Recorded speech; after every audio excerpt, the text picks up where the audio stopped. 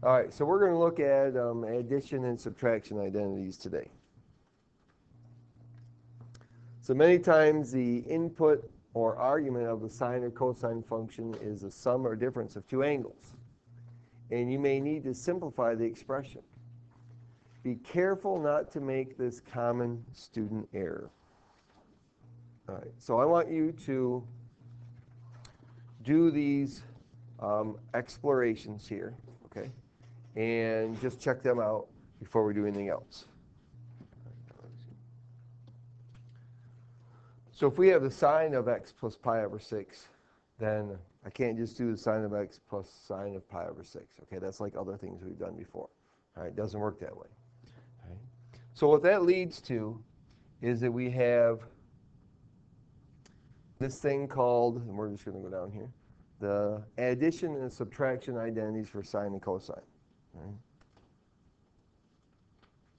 And sometimes they're also called, and I'll probably refer to them more often than not, is I'll probably refer to them as sum and difference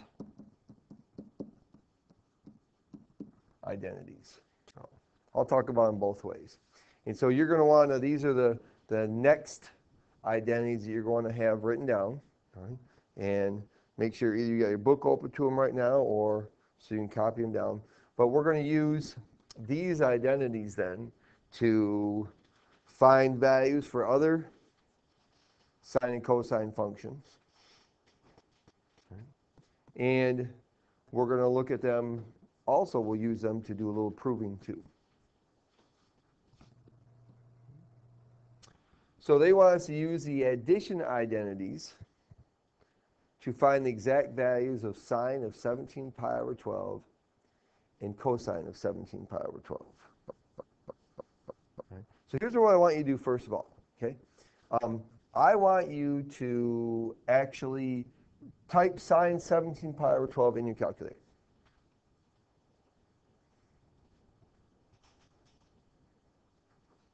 And write that decimal number down to, we'll use our normal 3 decimal places. And cosine of 17 pi over 12. Let's get those right now so we have access to them when we're all done.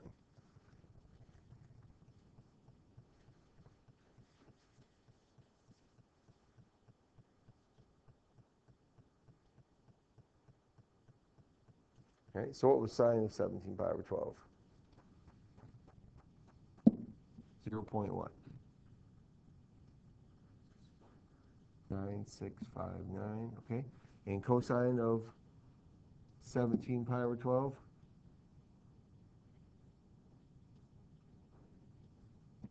Okay, negative 0.2588. Okay, all right, now, since we're going to be using sum identities, okay, or the addition identities for sine and cosine, we're going to need to focus on them. So first of all, so we're going to take and look at, let's see, let's do this. So here's the identity, the sum identity.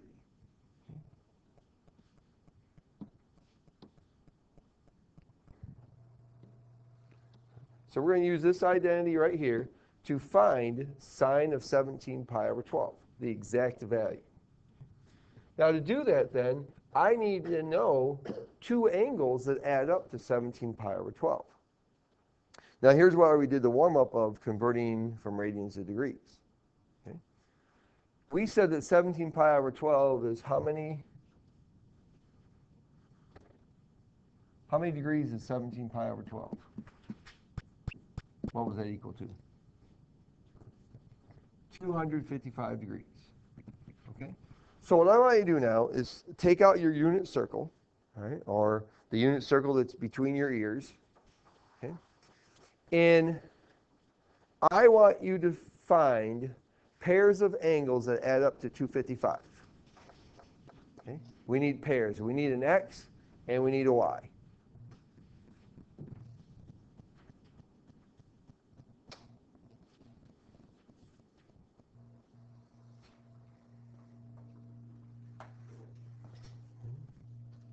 So, Brandy, two angles that add up to 255.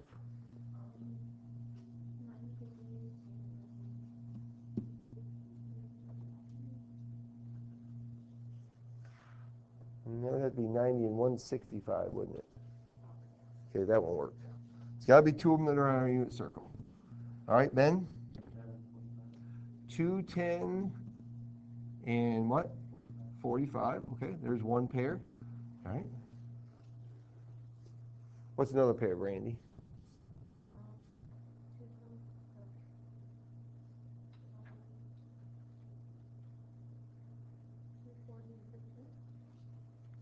Okay, they got to both be on our unit circle. Both of them have to be on the unit circle. So we could do 225, and what angle would go with that one? 30. Okay, so we could use that. All right. And how about one more pair? Chris, what would be another pair?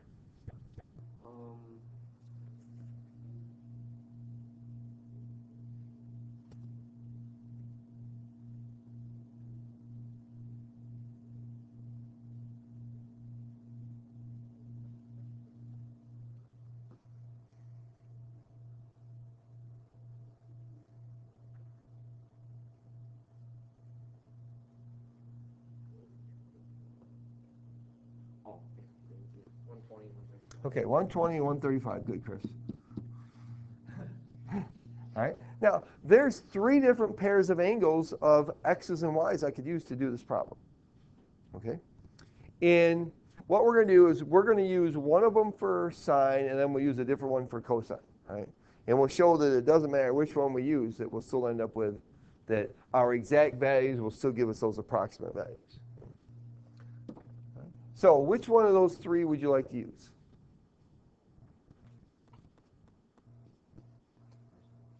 The first one. Okay, so we'll use the first one. I'll make it simple, all right? So we're going to do, to get the sine of 17 pi over 12,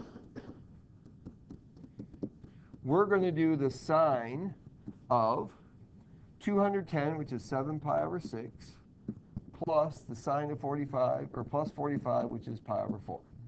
Okay, so this is what we're going to do. So that means then I'm going to replace x with 7 pi over 6 and y with pi over 4. So we have the sine of 7 pi over 6, cosine of pi over 4, plus cosine of 7 pi over 6 and the sine of pi over 4.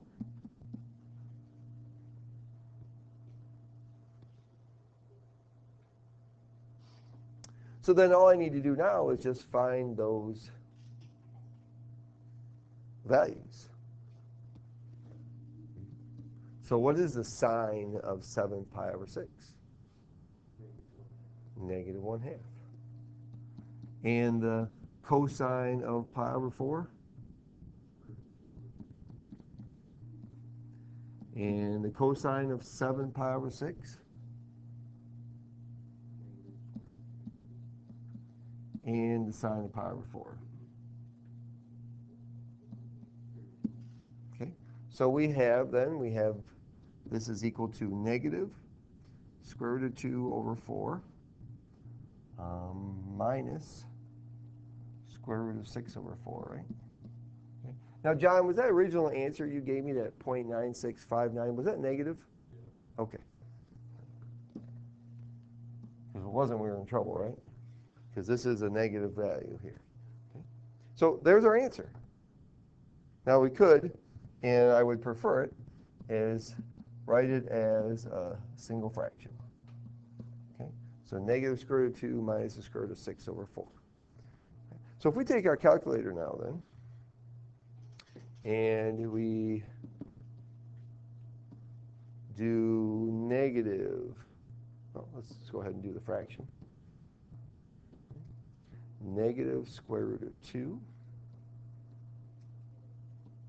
minus the square root of 6 over 4. And there's our negative 0.9659. Okay? Did it right. Awesome. Great work. Okay?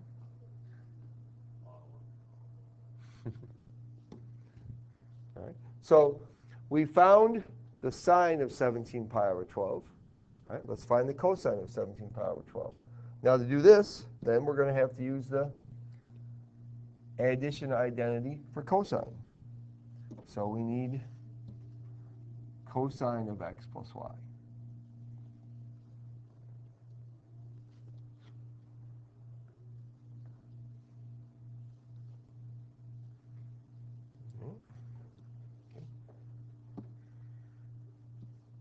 So we're going to use this identity, and so the cosine of 17 pi over 12, oh, is that pi over 12? Yeah, okay, is equal to, now I can choose any of those other ones. Let's use the last one, okay?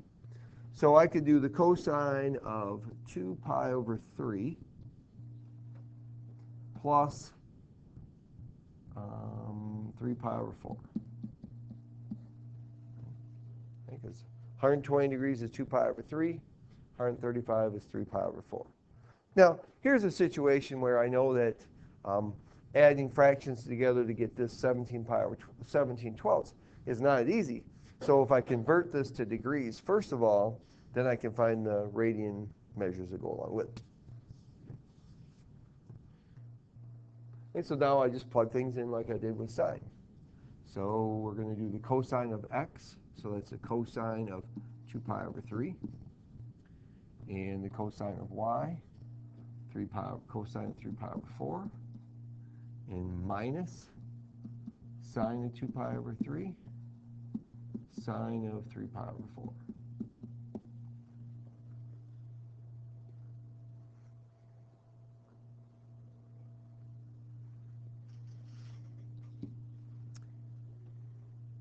And then we just plug in, find those numbers.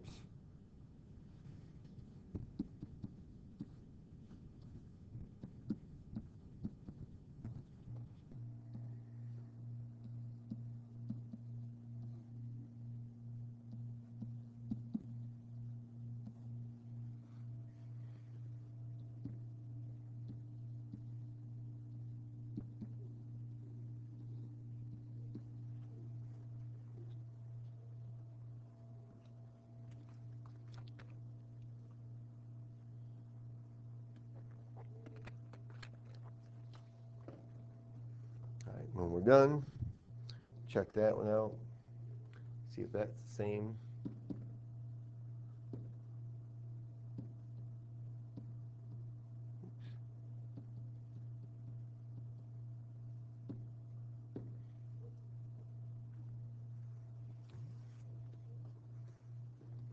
So it's negative 0.2588. Is that what you said it was, John?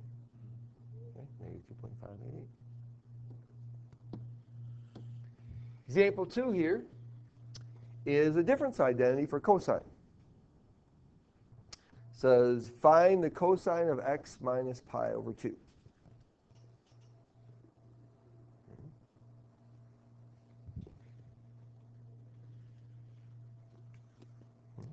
So we have, there's only one angle they give me here, right? Okay. So all I'm going to do is I'm going to take the subtraction identity for cosine and simplify it with what they give me. So the subtraction identity from cosine is, so the cosine of x minus y, cosine of x, cosine of y, plus sine of x and sine of y.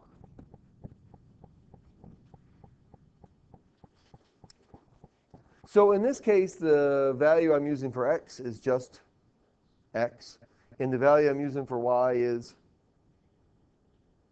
it's not negative pi over 2, it's just pi over 2, okay? Because it is a minus sign there, it tells me it's the cosine subtraction identity. So I'm just going to plug in x for x and pi over 2 for y.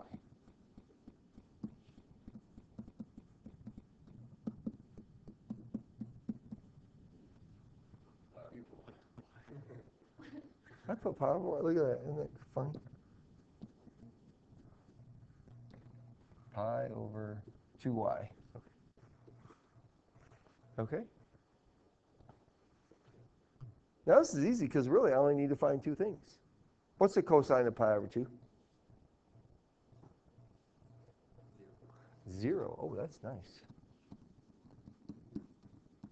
And the sine of pi over 2 is 1.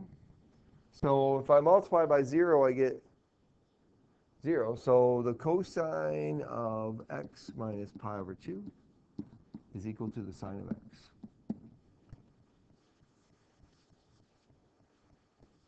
Nifty.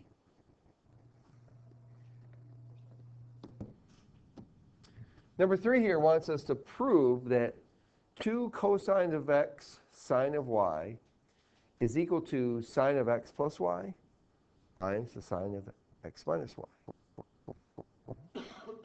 So can I rewrite 2 cosine of x sine of y? Can I plug anything in for that?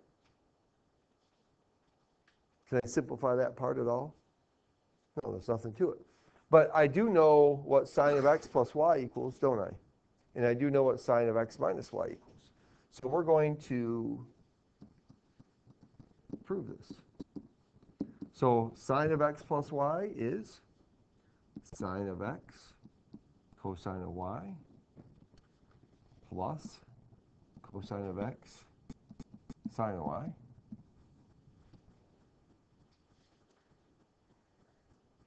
And then we're going to subtract, and hopefully you're not writing too big, right? Because you're going to have to go most of the way across your paper. Subtract sine of x cosine of y, minus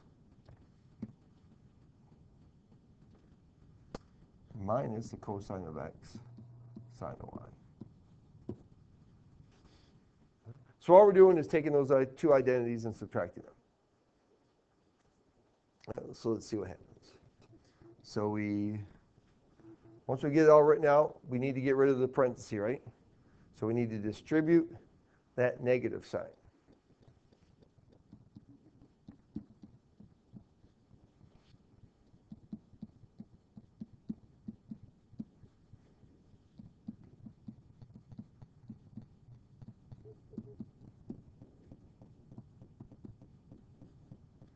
Just enough room, just small enough.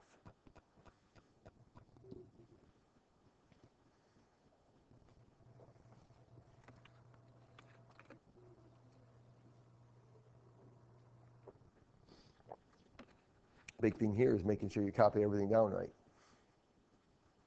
All right, so we should have sine of x cosine of y plus cosine of x sine of y minus sine of x cosine of y plus cosine of x sine of y. That's kind of confusing, isn't it? All right? But look at those things. All right? So here I have positive sine of x cosine of y. Right? And if I look over here, I have sine of x cosine of y here also. But this one is negative. Okay? So if I combine them, I get 0. Right? Now I have a positive cosine of x sine of y. And over here I have a positive cosine of x sine of y. Well, what do I get when I add them together? I get 2 of them. So we have 2 cosine of x sine of y, which is what they asked me to prove. And we did it. So not only do we have addition and subtraction identities for sine and cosine, we have them for tangents. So this little short quiz I'm going to give you tomorrow, you're going to have to know tangent also.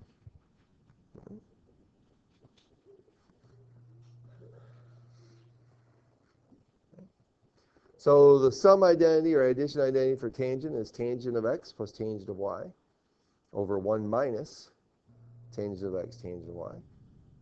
In the subtraction of identity, in the numerator it's a minus, and in the denominator it's a plus. Right? So they're always going to be very similar. Right? Just a matter of where the plus is, what's plus and what's minus.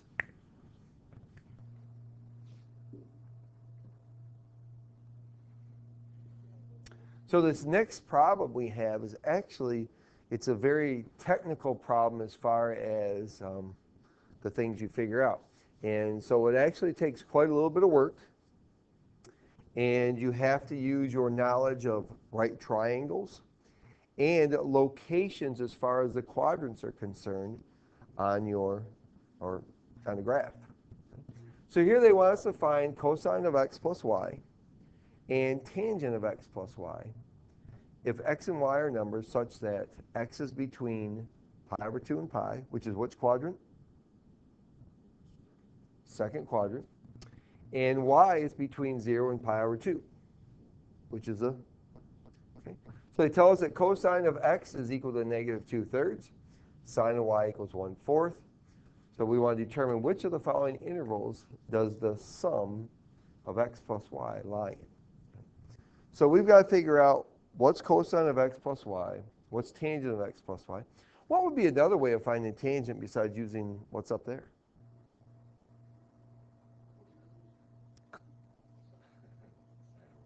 Sine over cosine.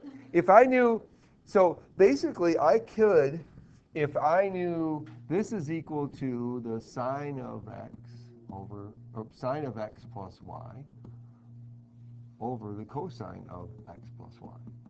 So if I knew sine and cosine, I could just divide them and I'd get tangent. Right? So just keep that in mind, okay, when you're doing some of these things. All right, so to do this problem then, first of all, we need to know, if I want to find the cosine of x plus y, I need to know a couple things. Right? So cosine of x plus y is equal to cosine of x, cosine of y, minus sine of x, sine of y, right? Well, I have values for cosine of x and I have a value for sine of y, but I don't know cosine of y or sine of x. How can I figure them out?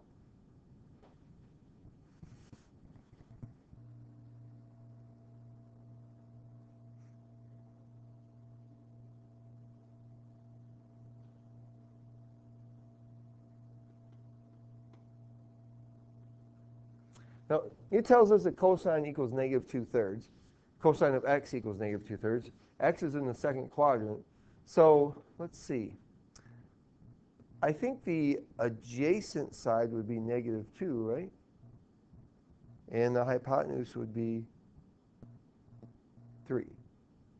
Right? Isn't cosine equal to adjacent over hypotenuse? Okay. So that means I actually have, here I have a triangle that represents angle x here. The adjacent is negative 2. The hypotenuse is 3. Can I find the opposite side? That would be by using the Pythagorean theorem, right? Okay. So the opposite side here is going to be what? Square root of 5. You agree with that, Grant? 9 minus 4? Okay. All right. So angle x is in the second quadrant. They told us that here. Okay. So that means then x is negative, y is positive, okay? And then we have the hypotenuse is 3. So then angle y must be where? It says it's in the first quadrant, right? So angle y is over here, and it says that the opposite is 1, and the hypotenuse is 4, because it's sine of y.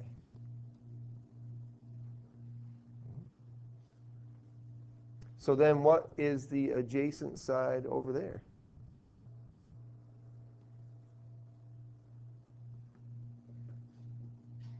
Grant?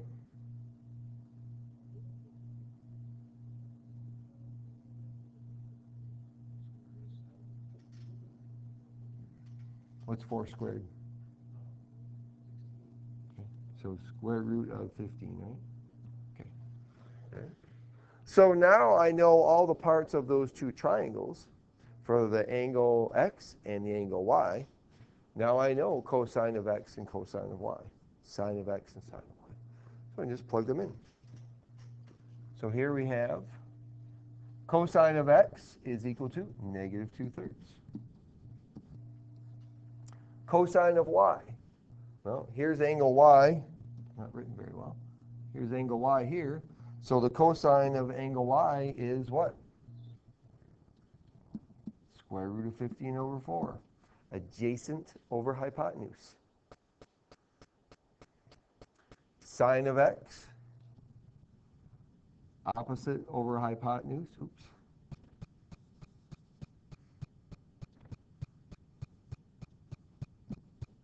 And sine of y, 1/4. So this equals, let's see, we're going to have a denominator of 12. So we have negative 2 square root of 15 minus the square root of 5 over 12.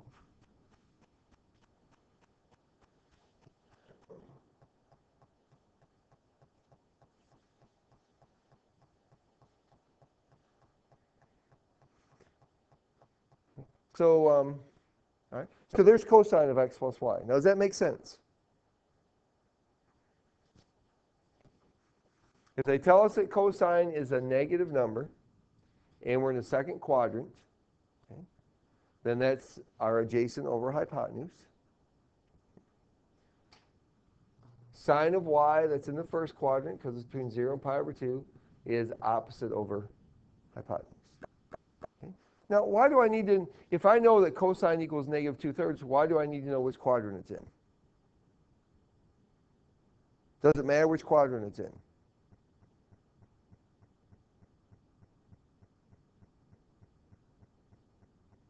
Okay. Of course it matters which quadrant it's in, because if cosine's negative, that could be either the second or the third quadrant, right? If it's in the second quadrant, sine's positive. If it's in the third quadrant, sine is negative. So it's important to know that. Okay. All right, so let's do tangent then.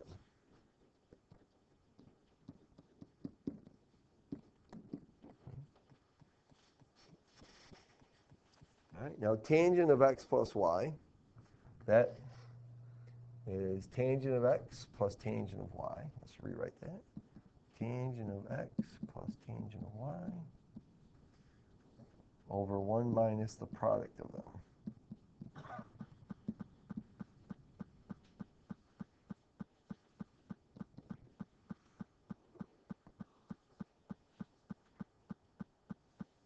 Now, unfortunately, tangents usually not a whole lot of fun to work with. You get some ugly fractions. So tangent of x, negative square root of 5 over 2.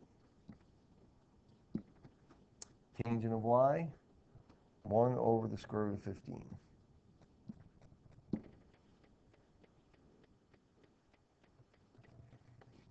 Divided by 1 minus the product of those.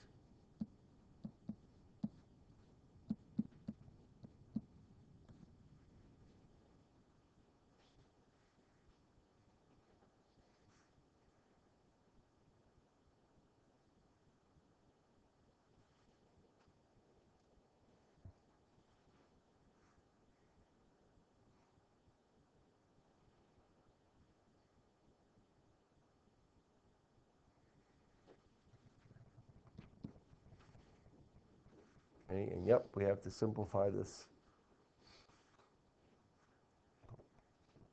Right? It's really not that hard. Right. So we need we need to change that, right? That 1 over square root of 15. Let's make that square root of 15 over 15.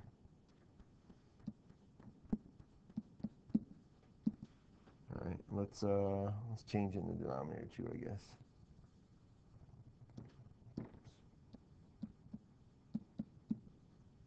Okay. All right, so in the numerator we need a common denominator, and that common denominator is going to be 30, right? Okay.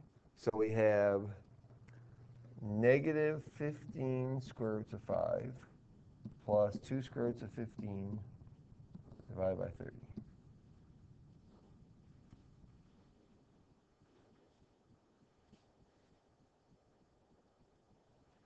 Okay. In the denominator, we're going to have 30 again, right?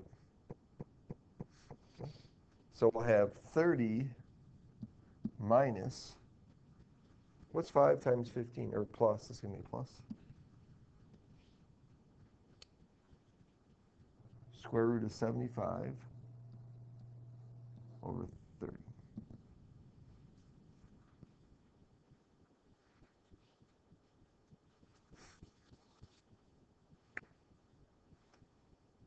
Anybody remember what I told you about fractions like this before? When we copy, change, and flip, those two are going to cancel. And we have our numerator and our denominator. So this is negative 15 square roots of 5 plus 2 square roots of 15 divided by 30 plus the square root of 75. And you can leave it like that. Okay, you don't have to simplify that. I will accept that answer. Okay. Now, we found cosine. We found tangent. They want to know which quadrant does it lie in. Okay. Which quadrant is it in? Well, remember one of the things we did when we made the unit circle? We actually went through and did pluses and minuses, right? Mm-hmm. All right. So if I know what the sign is, okay, plus or minus, of cosine and tangent, I should be able to figure out which quadrant it's in. So here we have cosine is what? Positive or negative? Okay. This is a negative number here. Negative 2 square roots of 15 minus the square root of 5 over 12. That's negative. Okay? What about this one down here, though? For tangent. Is negative 15 square roots of 5 plus 2 square roots of 15, is that a positive or negative? Okay. This better be negative also, right? Let's see. Square root of 5 is about 2. So this part here is about negative 30. Okay? All right, you with me there, Grant? Okay. All right. This is about 4, isn't it? Square root of 15 is almost 4. All right. 2 times 4 is 8. So if I have negative 30 plus 8, I'm going to have a negative number, aren't I? Okay. So this is negative also. All right. So where is cosine and tangent both negative? Okay. All right. So this is my, it lies in second quadrant. Quadrant 2. I guess that's how I want to write that. Okay. Anyways, it's between pi over 2 and pi.